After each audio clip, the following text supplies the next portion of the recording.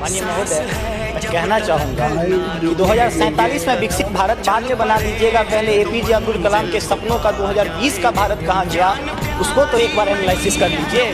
और मैं मानता हूँ कि उसके एनालिसिस के पश्चात जो आपके पास रिजल्ट आएगा, जो परिणाम आएगा, वो 2047 के विकसित भारत की परिकल्पना को पूर्ण करने में कहीं ना कहीं बेहतर साबित होगा। मैं उस क्षेत्र से आता हूँ जो बिहार को दो भागों में बांटता है, एक नॉर्थ बिहार, एक साउथ बिहार। हमारा मिथिला का रीजन 6 महीने बाढ़ के पानी से ग्रसित रहता है। जब मैं राज्य सरकार से पूछता हूं तो कहते कि विदेश का मामला है भैया, नेपाल पानी छोड़ देता है, मैं क्या करूं, उधर से चना डैम बना देता है। अब तो राज्य में भी सरकार आपकी है, केंद्र में भी आपकी है, तो प्रभु कृपया कुछ तो मदद कीजिए। दूसरी बात, कोसी का संसद में कह दिया गया कि ड्रेस कोड ये। अरे मैं बाढ़ के उस इलाके से आता हूँ जहाँ आधा धोती पहन के संसद तक आना पड़ता है, न सड़क है न कुछ है, तो कैसे आऊँगा। उसी क्षेत्र का एक नंगा बच्चा हमसे कहता है कि साहब मैं बाढ़ से ग्रसित हूँ। और दक्षिण बिहार का एक बच्चा कहता है कि मैं सुखाड़ से ग्रसित हूँ, मेरे पास पीने के लिए पानी नहीं है।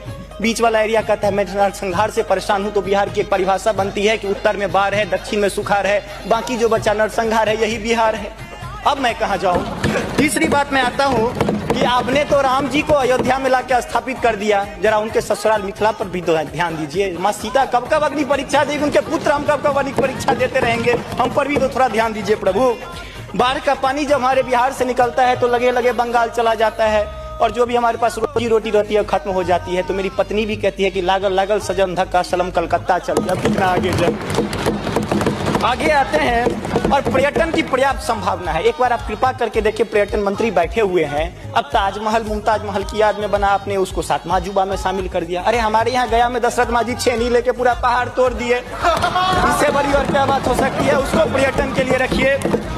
और ये जो भूखमरी, बेरोजगारी, अशिक्षित राज्य की जो हम पर वो जो पीठ पर धो रहे हैं, वो हमको इसी तरह की कविता याद दिलाती है कि तू सिंह मारती गैसी, मैं कोने में दुबका बैल प्रिय, मैं पीपल सा सीधा साधा, तुम उस पे लटकी चुड़ैल प्रिय।